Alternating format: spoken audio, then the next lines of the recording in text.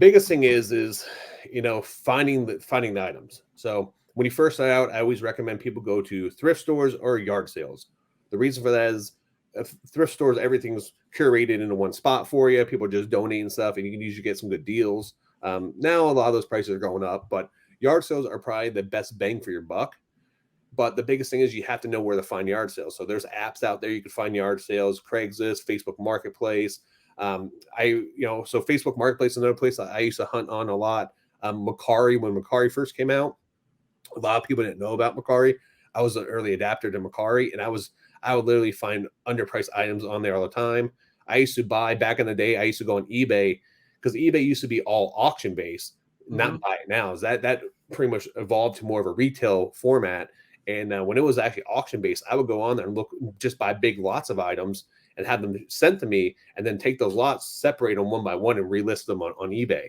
So I would make my profits there. So the first step is trying to find your item. So, and then a typical Saturday morning for me is I'll pull up the apps Friday night, see where the yard sales are, and they start at 7, 8 o'clock. If it starts at 7, I'm there like 6:15.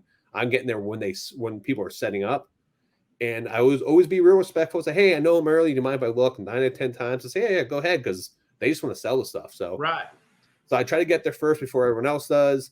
And then I try to put a good map together I look for community yard sales because it's the most concentrated, group of houses at one time. But you're also going to have the most competition, so you need to get there early, and you also need to be quick too. So, for example, like if I'm going out just hitting a one yard sale here and there, that's fine. I can take my time. But a community yard sale, I got to be like in and out as soon as possible because I need to get to the next one and get down and go down. So there's a lot of planning. It's very strategic. You have to be very strategic when it comes to the yard sales, and then knowing what to buy. That's another thing. Is so I always recommend when people start out, start with what you know, okay, and then start.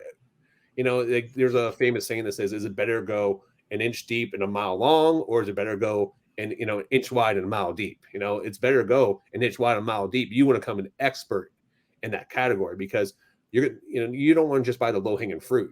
That's where you find some big scores, like that.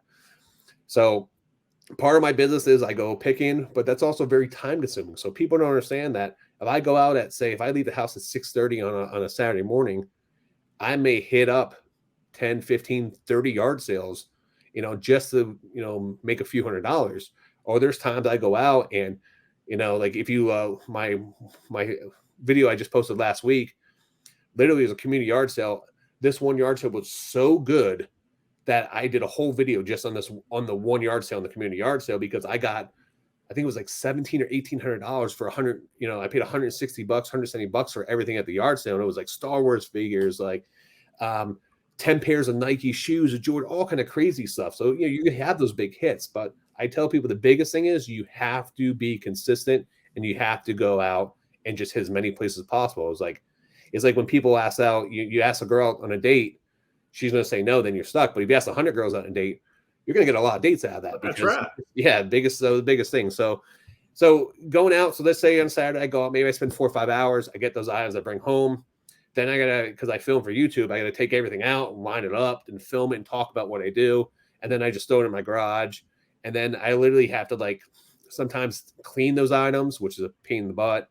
I have a photo station set up, so I set everything up, take photos of it, and I try to, once again, be very strategic with it. I try to knock out all my photos at one time. So then when I do list, I list off my cell phone. When I have my cell phone in my pocket, and I just list throughout the day. So I'm eating breakfast, drinking coffee, I'll list 2 or 3 items. On my lunch break, I'll list 4 or 5 items.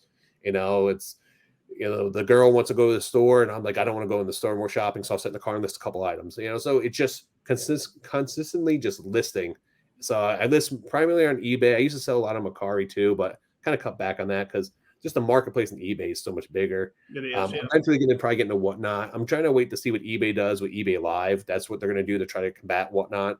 So, but yeah, that's the biggest thing there, getting those items. And then I have to inventory them. So I take those items and I have, when you're just starting out, it's fine, but you need to be organized. So I literally have shelving units. Say if I have 100 totes, it'll be tote 1A, 1B, 1C. So when I list the item on eBay, I put it in the description where it is, so I know where to find the item too.